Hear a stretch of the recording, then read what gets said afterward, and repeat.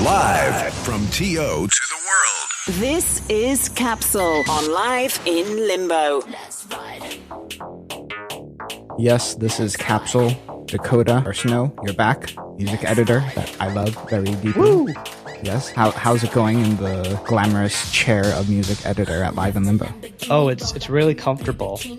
Like, if people could see just how comfortable and high this throne is, they would be a lot more envious of me. There's a lot of leather and like cashmere and good and it comes with a butler. Yeah, and a butt warmer and massager. Absolutely. You have it on right now? Oh, great. So yeah, this is the podcast where we slice and dice the latest in music and pop culture for your weekly pleasure. Dakota, so I think you've done quite a bit lately. You haven't been on the show in a few weeks, but you've been busy. I have to say, I haven't been here since you've revamped the format. That's right. Well, So what was your last cool. show? That was episode 101? No, 100. Yes, that's what it was. I haven't been since before then. So that's 3 weeks. Okay. But yeah, this is a packed episode. We're going to be talking about how Elon Musk goes to the masses with the gorgeous Tesla Model 3. We're going to talk about SoundCloud GO launches, and it comes to mixed reactions from artists. Jay-Z sues TIDAL. Kanye West flip-flops and goes 180 on Life of Pablo. And we're going to talk about some upcoming Toronto music festivals. More are being released. The lineups are being announced slowly, and the full schedules are coming out, and we're going to analyze and break them down a bit for you. But yeah, so what did you think of the Tesla Model 3? That thing is gorgeous, huh? It really is. I've wanted one for a while, and I've appreciated what Musk has been doing, where the idea for the whole time was, if you want to create a luxury brand, you can't start small and build your way up. You have to start with grandness and epicness and then work your way down. So the way he started it was this, super niche company where no one could afford it, and the waiting list was like 100 years long, and only the most rich and powerful people were able to get one. And then so you build up this idea of luxury, and then slowly you work your way down the price bracket ever so slightly, one by one, and finally now with the Model 3 having the base model come at $35,000, which is very reasonable for what it is. It is a luxury car. It still is, but it just has all that added bonuses of being electric and being great for the environment, and supporting someone that's outside the system. People don't like to think that cars are politics, but in places like the United States where it's illegal to sell cars without dealerships in most states, it still is a political issue. So I'm glad that it is as successful as it is. I think Elon Musk is the most innovative person on the planet right now. He's the CEO of Tesla, SpaceX. They do contract missions for NASA. That's first of a kind. And he helps run Solar City. And he made PayPal back in the day and then sold that to eBay. And so he has his foot in so many big scale, big idea things. It's pretty crazy that he can pull this off. And in his 20-minute presentation a few days ago for the Model 3, he went through the timeline of like why and how his strategy is working. Like, as you said, he starts off with the Roadster, high cost, low availability. Then you move into the Model S and X, the SUV, and that's like mid availability, but still relatively high cost, but less than the Roadster. And then stage 3 is this one, the Model 3, 35,000, as you said. And they sold, or pre-order for the refundable deposit of $1,000. They pre-ordered, I think it was over 150,000. It might be more now, but that's crazy.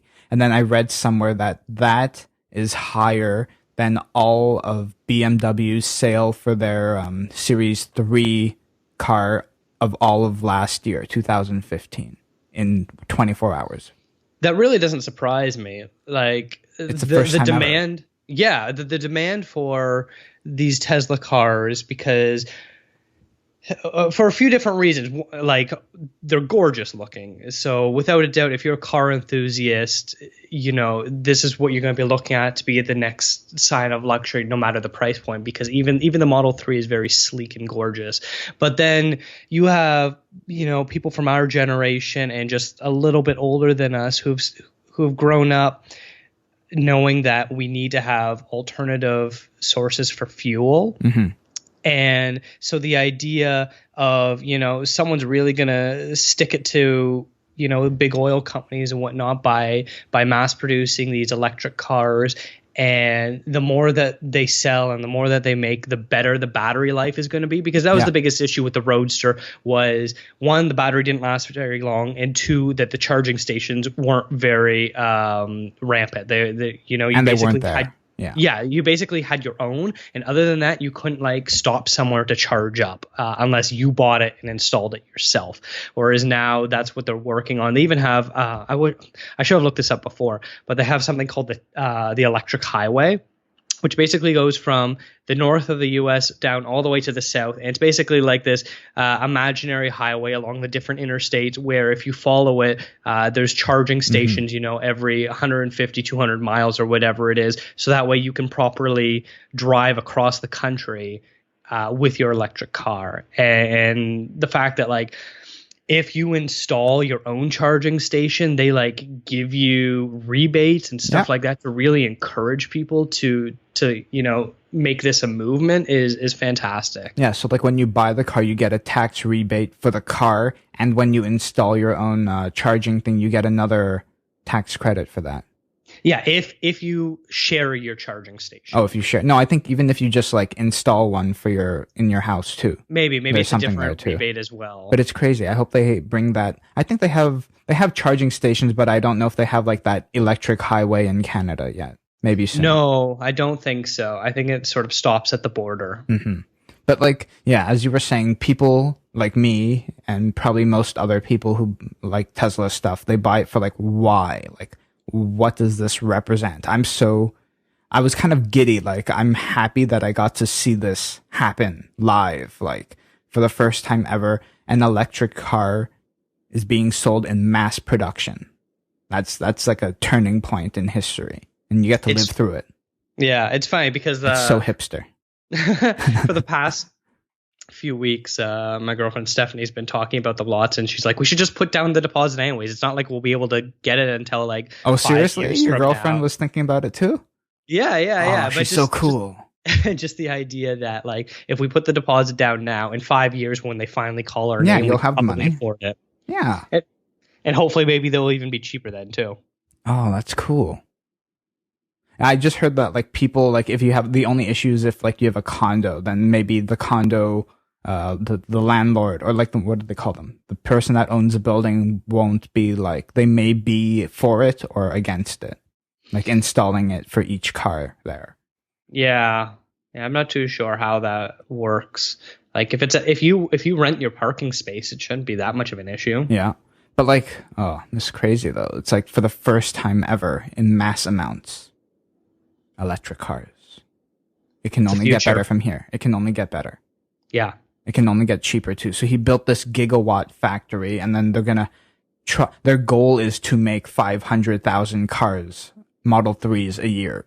It's essentially they're selling a large battery that just happens to have a design on the top of it that drives.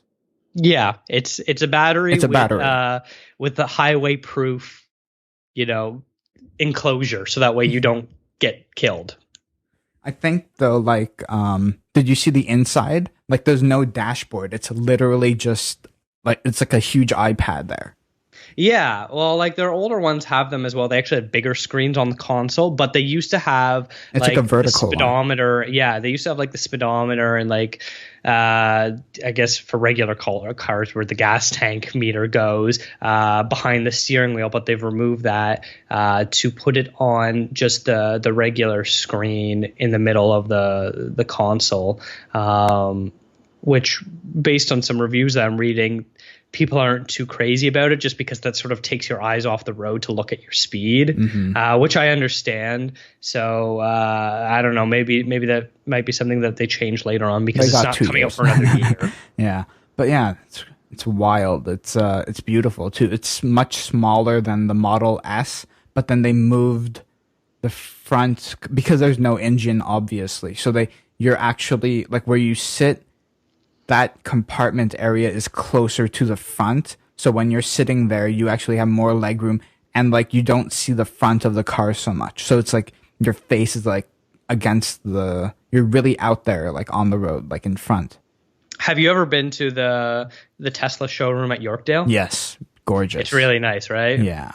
And you can't help but sort of walk in every time you pass by. It's like, I know it's only one car in there, but still I want to look at it. I know. It's amazing. And for the Model 3, it has, it's like the windshield goes from like where it usually starts on a car and it just goes all the way back to the middle top of the car. So it's like when you're sitting there, it's like you're like outside. Yeah, it's going to be interesting. I wonder if they're going to have some sort of like, you know how like regular cars, when they have a sunroof, you can like pull back a flap or something. Yeah. I wonder if they'll have something like that to close it a bit or dim it or something. I don't know, because I'm sure while it's nice sometimes, I'm sure sometimes you don't want either the sun beating down on you or maybe for warmth or something. I don't know. Like they said, they still might tweak it a little bit because they're not rolling out production until next year. And even then, you know, so by the time, still consider getting one? Oh, absolutely. Yeah, I'll probably wait till it's too late. Probably too late now to order one, but I'll probably wait when they actually start shipping, and then they'll be like, "Oh, it's pretty good. It's cool. It works." Then I'll probably order one. Yeah. But also to be noted, it's the first time ever another like electronic company was able to outline Apple on their own launch on the same launch day. So like Apple launched the iPhone SE and the new 9.7-inch iPad Pro. They still had a line, but then the line for the Tesla for pre-ordering a car was longer. I didn't even know Apple was launching stuff. Exactly. So yeah. Well, it's not their flagship devices, so whatever. Okay. But it's interesting fact, the first time ever that's happened. They got outlined. Get it? Outlined? No? Yeah, I hear you.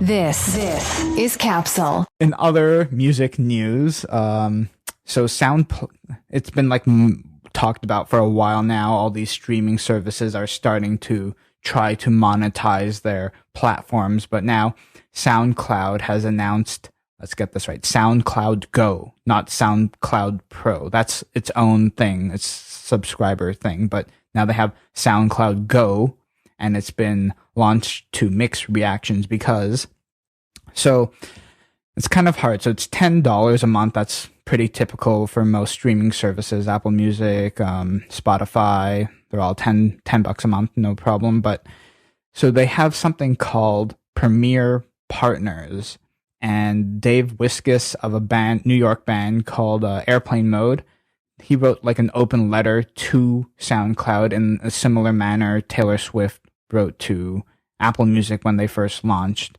Basically, they're saying, even though you pay $10 a month, users pay $10 a month, only the premier partners are the ones that make money from it.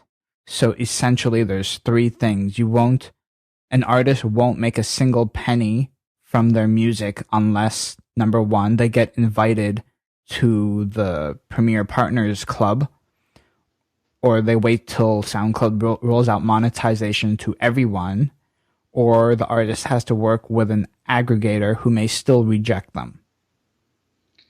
It's a pretty scummy thing for them to be doing that. Like I had to read into it a few times to make sure I understood what was happening.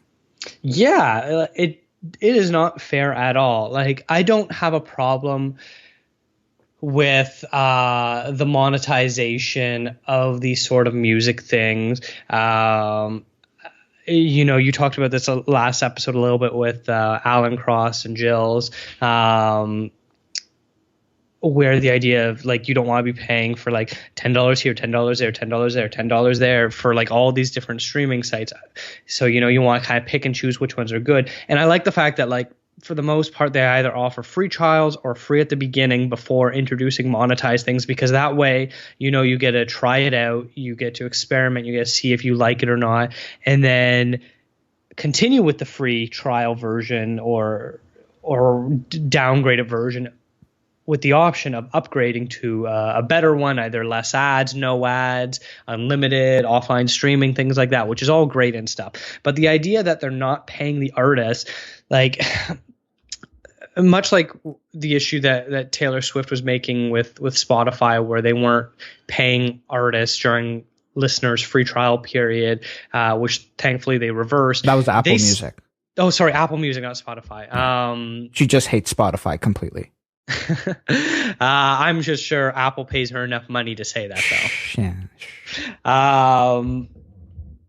I already don't like that all these streaming services basically pay pennies on the dollar to the artists, because they're the ones that are like Spotify, Apple Music, SoundCloud would be completely worthless if people weren't putting their music up there. They don't make money unless people put their music up there. So without these artists, there is nothing. So it's super frustrating that SoundCloud is trying to rip off artists, the very artists that made them who they are, a source for underground and upcoming music and alternative music, not alternative in like rock, but like different than what mainstream culture is. You look at what the stuff that was being made on SoundCloud, 5-6 years ago, that's what's mainstream today. The sort of some of like the EDM stuff, some of the DIY punk and hard rock or whatever it is. They're the reason why SoundCloud exists as it does. So to sort of screw them out of checks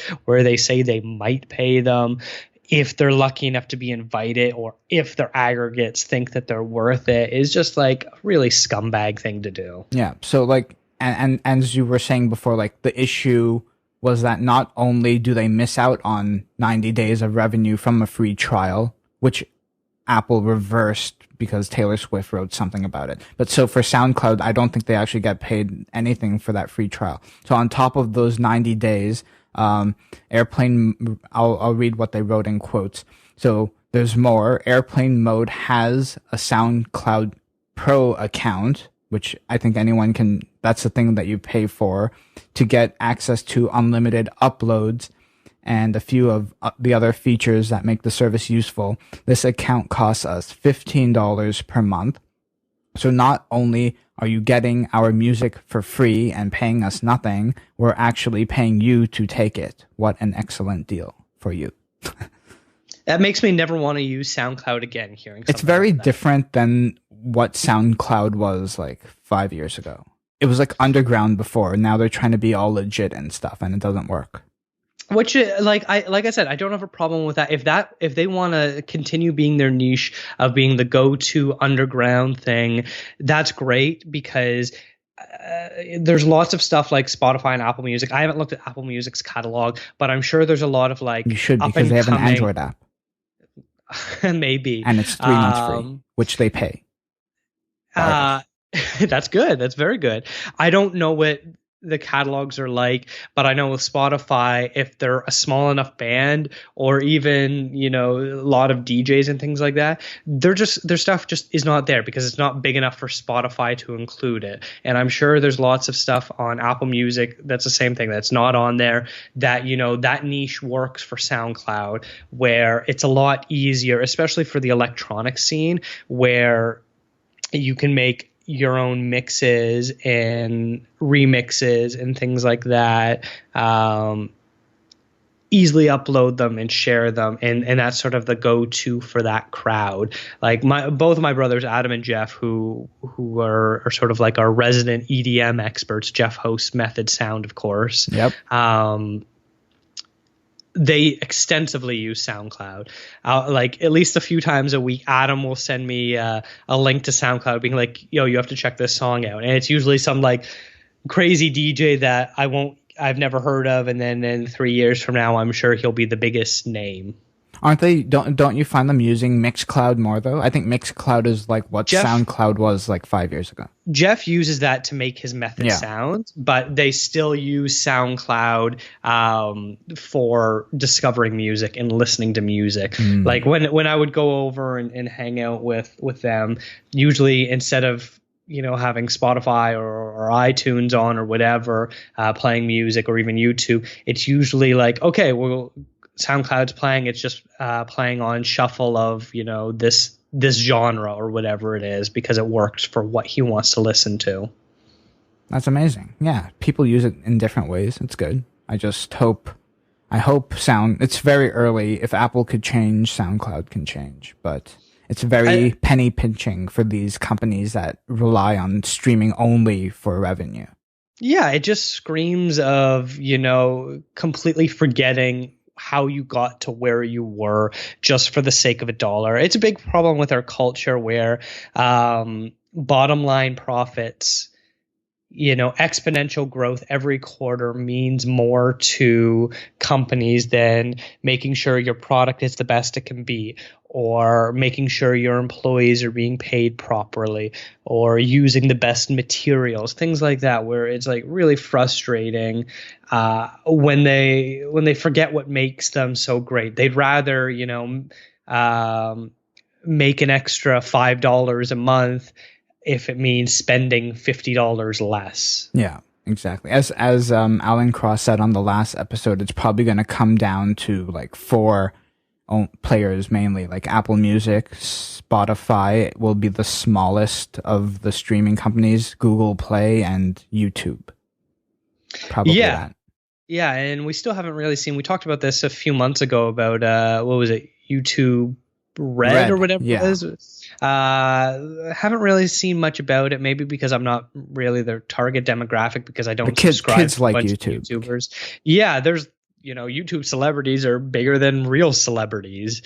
So I haven't really been following since then about what's been happening, if it's successful or not. But there can only be so many of these streaming sites. It's the same thing for like a Netflix type thing. So, you've got Netflix, you've got Hulu. In Canada, we've got Show Me, and what's that other one called? They have HBO Crave. Go too. Yeah, Crave. HBO Go. Showtime has one of theirs. There's just like so many of them where they're eventually going to have to be condensed. And, it looks like it's going to be, Netflix and Hulu as the two big kingpins, with HBO sort of being able to hold out because they make enough great original programming. But it's the same sort of thing, unless some of this upstart streaming site is able to make themselves stand out so much in the way that HBO is able to make themselves stand out from Netflix and Hulu, then they don't stand a chance. And I think that's something that TIDAL tried to do with the exclusiveness with their artists, but they have such a horrible team running it that they couldn't even capitalize on their apparent gold mine that they had. Mm-hmm. And the segments into that section, do you want to talk a little bit about what happened with Jay-Z this week? Sure, it's hilarious because it is funny. The article that you sent me, the headline reads Jay-Z sues TIDAL, and you're like, oh my gosh, what's going on? I thought Jay-Z was the owner of it. And then you read it, and then it's more like, no, Jay-Z sues the people that he bought TIDAL from because they may have misrepresented how many subscribers they actually had. So basically the way it works is, they were buying a venture that was already created, being like, look, we already have this many customers, so when you buy it, you have this much of a captive audience already, and then from there you should be able to grow, because no one wants to be the very first person to sign up for something, because you don't know how the interface is going to be, how responsive it's going to be, is it going to work, is it going to crash on you, are they going to steal your money, all this sort of thing.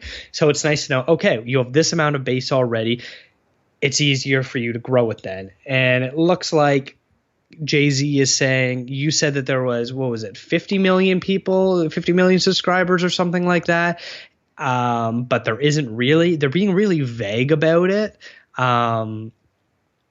Oh, sorry, not 50 million. That's a ton of people.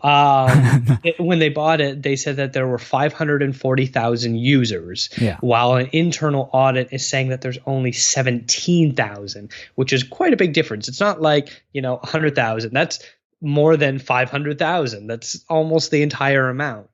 So that's pretty crazy. It sounds like Jay-Z didn't do his research before this. Yeah, they're both the company that Aspero or something sold it said that Jay-Z's team did their due diligence, which every lawyer does, but the story is not complete. There's definitely some people are either not stating all the facts or they're portraying them in ways that look disingenuous to both sides. I'm guessing that there's something somewhere in the middle is the truth. I think also Jay-Z's kind of like he's acting like a little sore loser, maybe just a little, like he's not happy with how it's going. It's not as glamorous as how he pictured it was going to be. Like they had Daft Punk and like Jack White and like Madonna, everyone. There's some country people. Like, they were going to cure cancer. Kanye and Rihanna. They were going to cure cancer, man. Is it Radiohead involved with it too? No. Okay. Yeah, Radiohead hates streaming. They're on Apple Music though. Only their old stuff though, I thought. No, all their stuff is. Oh, they have all their stuff? Yeah. Okay.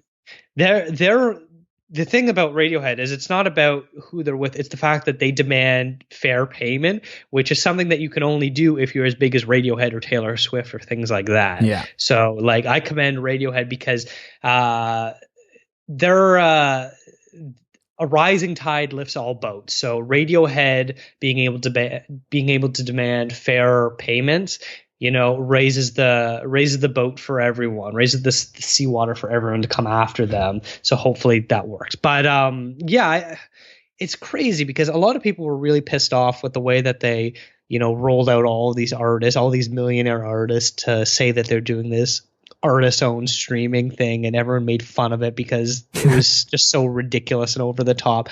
I wish that they would have done it better because I appreciate that idea of, musicians doing it for the love of music, not for the business aspect. Yes, it is a business, but they're still doing it because they love music. They just went about it the wrong way. And that wrong way was that Jay-Z thought he could do it without the business aspect, but he didn't do that properly.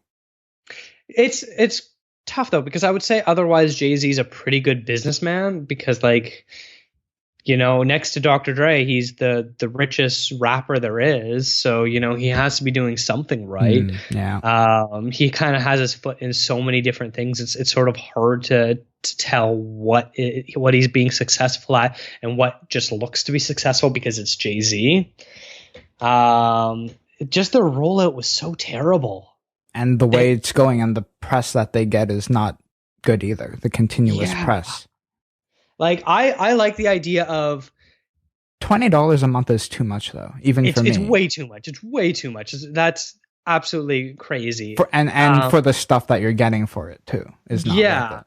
Like if they were releasing an exclusive album like weekly. At least, weekly or bi-weekly, it would be worth it. Almost like how Netflix, their goal right now, I hate always going back to Netflix, but I love them.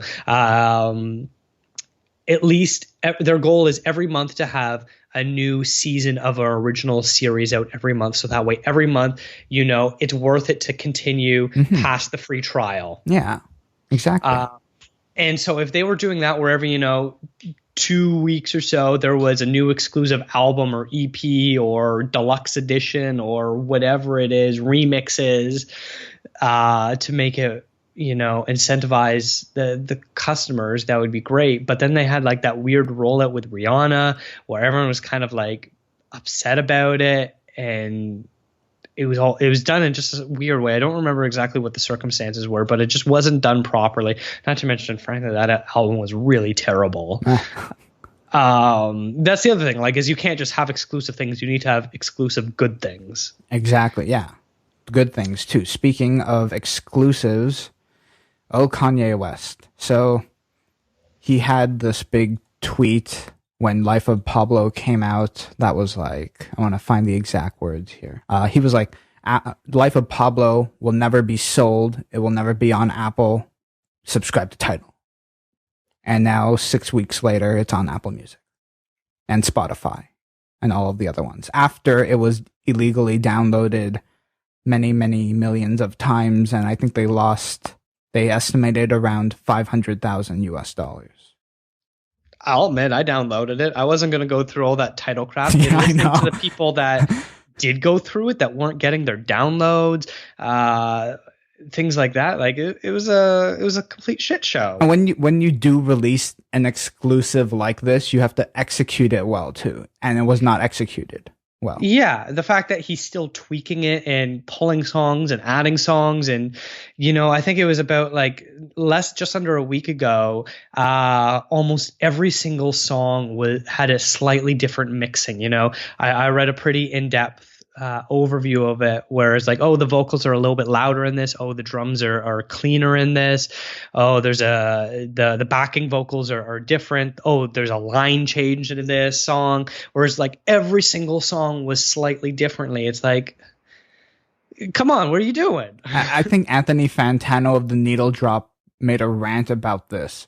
I guess it's of course an artist's right, and they have all the rights in the world to change whatever they want, but when you release a body of work, I don't think it should be touched for at least maybe 10 years. Yeah. Or you specifically say this is version 2 of it. Yeah. It's so tough because you want to say things like, come on, we've been waiting, just release it. But then that's entitlement, that it is still his work of art. Who are we to demand something? It's like people demanding for Frank Ocean to finally release his album when he's not ready to release it. Mm-hmm. That's entitlement. And, when you step back, you realize how ridiculous of a thing is oh, Kanye should really stop mixing with the album. He should just release it already. Or it's okay, well, you sound a little ridiculous. But then on the flip side, it's come on, what are you doing? You said it was coming out. It came out. People liked it. You got really great reviews. And you're going to continue to mess with it. I get that you're a perfectionist and nothing is ever complete for you. But at a certain point, you need to step back and say, this is the best that I was able to do it. I'm not 100% happy, but I am proud of the work that I've made. You learn from that lesson and you will apply it to the next one. Exactly. Yeah. How many perfectionist artists, whether it's a painter, a photographer, a movie maker, an actor, whatever, will always say oh, it's not perfect, but I'm happy with what I did with it. Would I change it? Yeah, probably. But it has to stand on its own sooner or later. Can you imagine if Christian Bale or Leonardo DiCaprio was every week they went back to their old films and they talked to the director or the editors and can you change this little scene? And the movie's already on Blu-ray already for the last 10 years. Yeah, and luckily at a certain point someone says, no, thank God they can't do that. Yeah. Screw you, just live with it. Yeah, at a certain point, whether it's I know Kanye isn't quite in charge of his own label anymore because he stepped down from that. Pusha T runs good music, but he's on Rockefeller and whoever owns that label. There should be someone at a certain point that says, hey, chill, just release it. It's good. We like it. You can't improve it anymore. There's a certain point where no improvement will make it that much better. It's not and he added a new song too called I Love Kanye.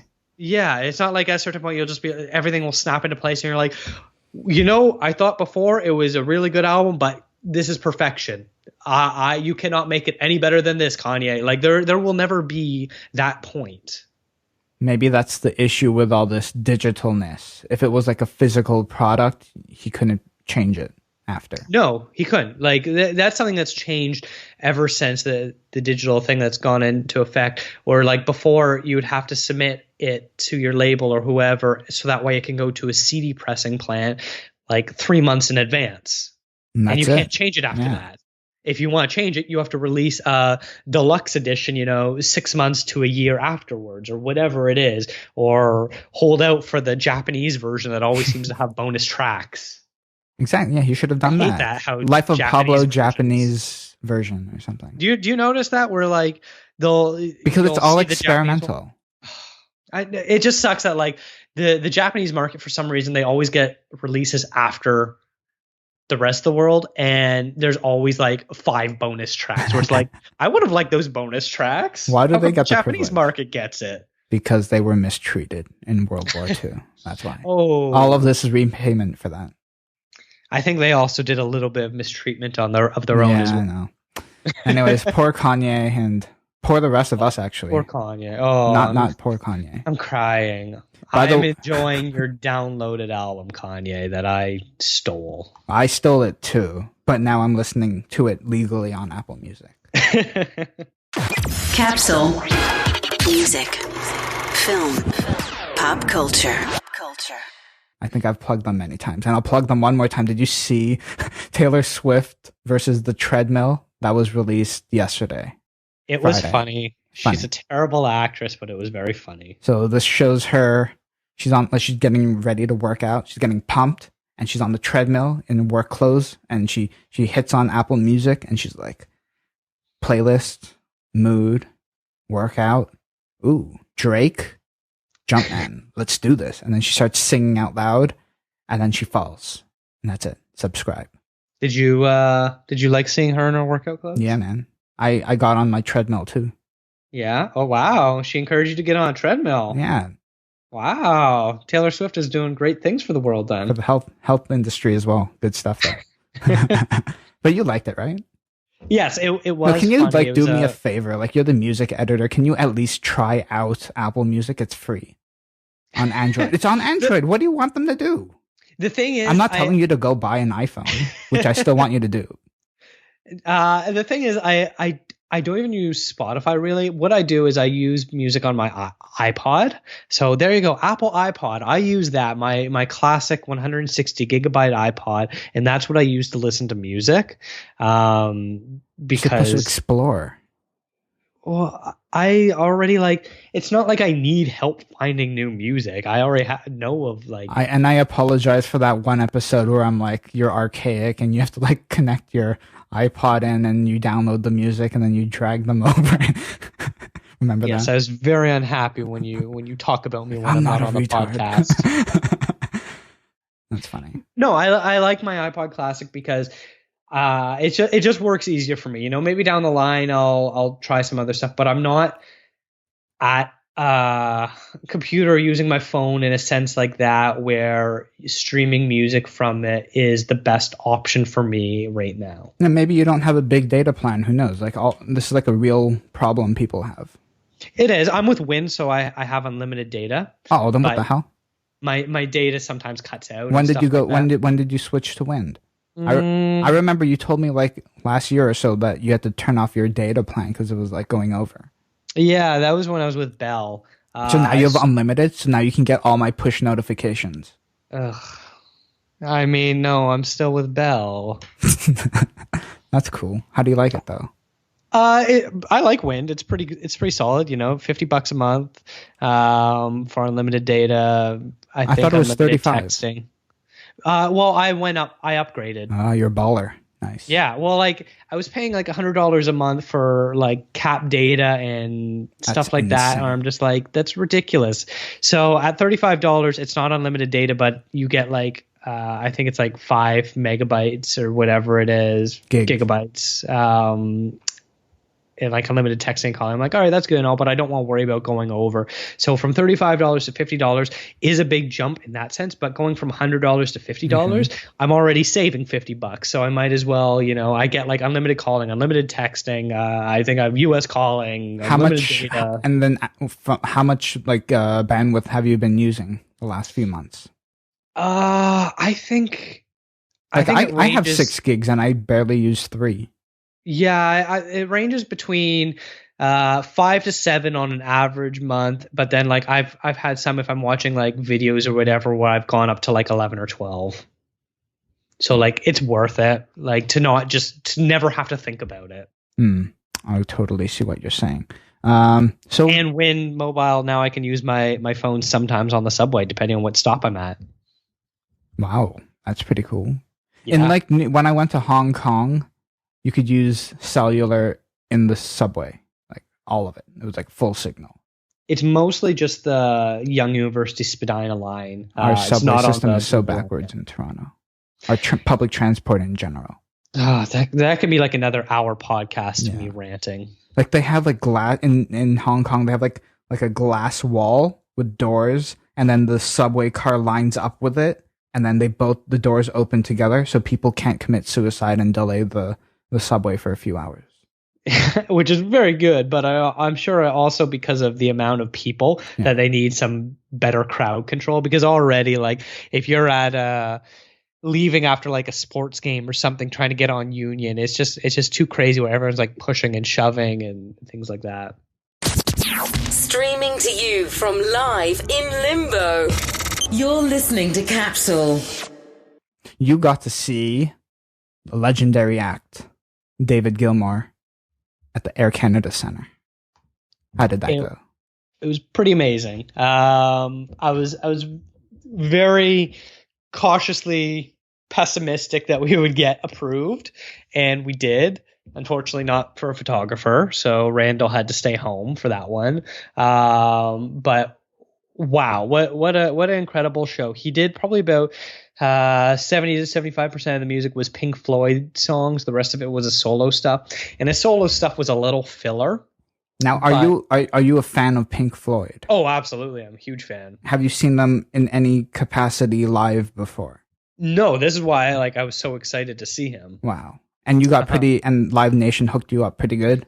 Oh, yeah. Live Nation definitely took care of me. 10 rows back from the floor, which the floor was all seating. It's not like it was standing room.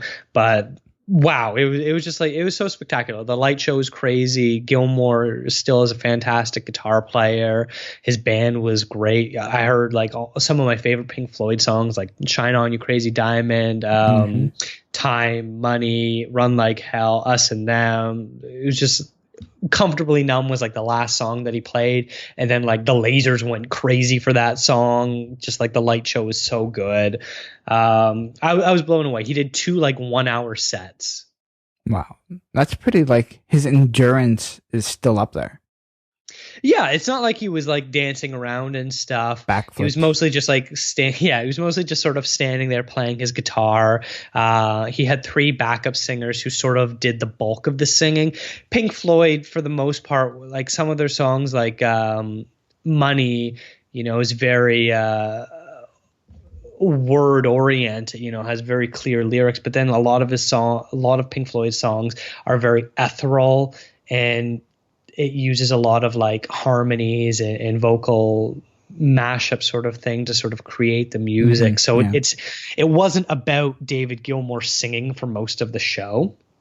So his backup singers did a really admirable job making it sound like it did on the recorded version. That must have been quite a spectacle. It really was. I was so glad I got to see it. I still have to do my review. By the time this podcast goes up, my review will be up. So find it in the show notes, I guess. But it was so much fun, and he put on a hell of a show. I think probably by the end of the year, it'll probably end up being like a top 10 show of the year. Right now, it's like easily one of the best, but the year is still new, and we haven't gotten into festival season yet. So like, I'm sure it'll get pushed down a little bit. Yeah, that's awesome. I'm glad you got to see it. Cool. I know. Thank you so much. And like, you had double booked me because you didn't think that we'd originally get approved for it. Shh, don't tell anyone this. No? No, it's cool. Yeah. You're supposed to go to, I booked you for David Gilmour and Edward Sharpe, who would have also been really cool to see too. Yeah. But then you got approved for both. So it's like, of course you're taking David Gilmour. Oh, of course. Like, no question at all. I love you, Edward Sharpe, but sorry, it's Pink Floyd. Next time. And I think you've seen them before already, Edward Sharpe. Yeah, I saw them at Turf last year. They were one of the headliners. Mm-hmm. I was supposed to see them a couple years ago when they opened for Jack Johnson, but that day Moles and Amp decided to do this stupid thing where every ticket was will call. So I ended up having to wait in line for over an hour. Wow. It was a really weird thing. Unless you bought your tickets in person, if you bought them online, every ticket was will call. Huh. Interesting. Okay. Yeah. Anyways, so back to music festival season, and as we were saying at the beginning of the show, lineups are starting to roll out, being finalized. Daily schedules are being put together, And so we have the announcement of two more festivals, Veld and Digital Dreams. And before we get into those two, you wanted to update us on Way Home. Oh yeah, I guess this wasn't talked about last time, but Metric got at it, right? Literally during their encore, they announced that they would be playing at Way Home, just because they couldn't announce it earlier when the rest of the lineup came out, because they didn't want to cannibalize the sales for their own show that they did with Death Cab for Cutie. So yeah, they were added to Way Home, and it looks like they will be. By the way the poster is set up, them along with Churches and Haim are going to be the three pre-headliner acts, where they'll be the last act probably on the Way Bright stage right before the headliners, which are Arcade Fire, LCD Sound System, and the Killers. Oh, it's going to be such an awesome... I love the mid-card. The mid-card for Way Home is awesome. It's like stacked all the way through. Top to bottom. I don't think top to bottom. Yeah. Like, I swear someone just took my iPod and went through and pulled out like that's what it feels like. Yeah. 70 names that I love. And you were talking about this with Alan Cross last episode about Canadian music. There's a lot of great Canadian acts that are playing Way Home, from the big names like Arcade Fire and Metric to like Mac smaller DeMarco. names as well. Mac DeMarco, Dilly Dally. Who else are some smaller names? Bad Bad Not Good, A Tribe Called Red, Bahamas, a whole bunch of them, where it's like there's I think like over 20 Canadian acts. It's just solid Parade, all the way through. Stars. Shad. And it's not like it's because they have a quota to fill. It's like these artists have like new material and they're actively touring too. So yeah, and like on. Most of these acts, when they get booked to play American festivals, it's sort of like this, hey, this is like a really big deal. This person's up and coming, or, sort of making it. And they're going to be like, definitely an underrated show. So like go out and see them. You have like your mind blown. Like Mac DeMarco is pretty popular at the US festivals. Bad Bad Not Good is like playing all over the US because of all their like Ghostface Killah connections and things like that. And Tribe Called Red, they've played Bonnaroo before. Arcade Fire is a headliner everywhere. Wolf Parade, their reunion, like everyone is excited. They're being added to like UK festivals, and people are excited about that. So like, Canada's pumping out a lot of great music right now, and it definitely shows just by looking at the Way Home lineup. And I'm glad that like they have so many great Canadian acts playing, because I love them all. And with the new funding and interest from the Canadian government, like to like extra reinforce the arts here, it's just going to get even better over the next 10 years. Yeah, for sure. And I'm really excited. You have some of the smaller festivals like North by Northeast and CMW. They're sort of like the backbone of bringing up these newer acts, where it's easy to be like, see them, and then a couple years later they're sort of making it once they have like their next release from that. So it's really exciting to sort of see them come up like this and getting some good spots, because the Way Home has that fourth tiny stage, and there was a lot of really good, solid, up-and-coming acts that were playing there that were not household names. Exactly. And I think this year it's going to be the same thing. Yeah. Let's get talking about some electronica. And sure. Your favorite festivals of the year are Veld and Digital Dreams, right, Dakota? Absolutely. Last year I went to both. The year before I just did Veld, but I'm being sarcastic right now. I did go, but I went as a photographer. I like electronic music. I like EDM. It's hard for me to enjoy a full day of just that. I do like variety. I like my rock and punk and hip hop and jazz and folk and all that sort of stuff as well. So I do like to mix it up a bit. But they are fun festivals. And Veld came out with, first they announced just their top 8, and then they released the rest of the lineup, and it's really good. the two main headliners are deadmau5 and Kygo. They announced Kygo a few months ago. deadmau5, who co-owns the festival, is back again to headline, which, normally I think you would be like, oh, really? You're bringing him back? But he puts on such an exciting show that I think he will do something special. Last year he had his crazy mousetrap contraption, which was pretty crazy to see live. And some other names like Chainsmokers and Dubs both played last year, but Chainsmokers especially have really blown up with like their song Roses.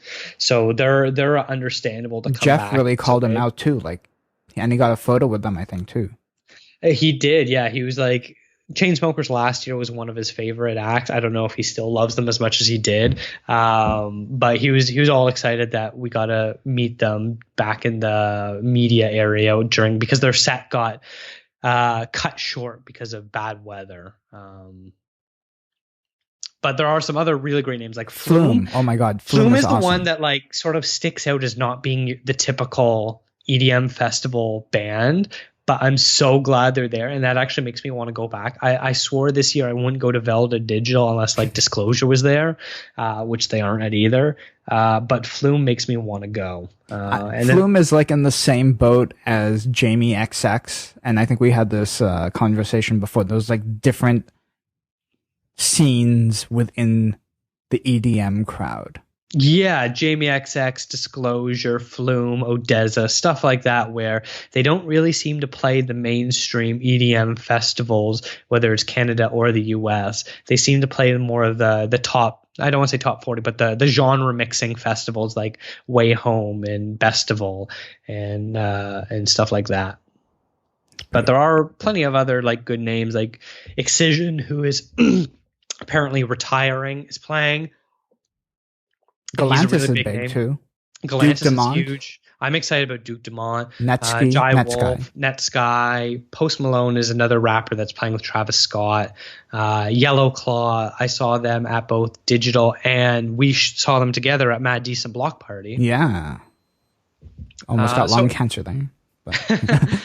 It's a really solid lineup. I think it's better than the Digital Dreams lineup, which we will talk about now. So Digital Dreams has a pretty big lineup too. Armin van Buren, Axwell Ingrosso. Yeah, Above and Beyond. The thing is, I just feel it's a very safe, typical lineup by them. Where which one's more broy? The Veld crowd is more broy, but I think the Digital Dreams lineup is more broy. It's like, dude. Lots of bros in tank tops, neon tank tops with their hats backwards, and girls in their underbutts.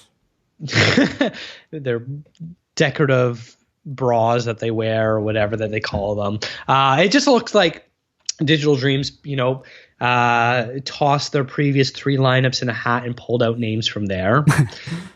The three big headliners Above and Beyond, Armin van Buren and Axwell Ingrosso, they're just like, there's nothing really unique about it. They have Bass Nectar, who I love, who always puts on a great show, as the fourth name, who I don't know, I think he would have been better as a headliner, but whatever. Borgore, Knife Party, Pendulum, they're all okay. They're just very, very samey as what they do before. Blau, Cosmic Gate, Grizz is fantastic. Infected Mushroom is a big name as well. So like they do have some interesting stuff. It's just hard overall to be really excited by it. I'm sure people will still go out though. They will. Like it has its scene, I looked at, I asked Jeff, I'm like, so what do you think of this lineup? And he thought it was pretty good. I'm just like, oh, maybe it is just me. Like I listen to EDM, but I don't listen to it super hardcore where I know everyone on the festival lineup. So maybe it is just me, but it just seems a little repetitive. And no pun intended about EDM music there. That was a great episode, Dakota. I hope you had a good time. Yeah, I love talking about music. Did you, between the beginning and the end of this, did you go pre-order the Model 3? Only time will tell. If you see me in 5 years from now driving one, you'll know I did. That would be awesome.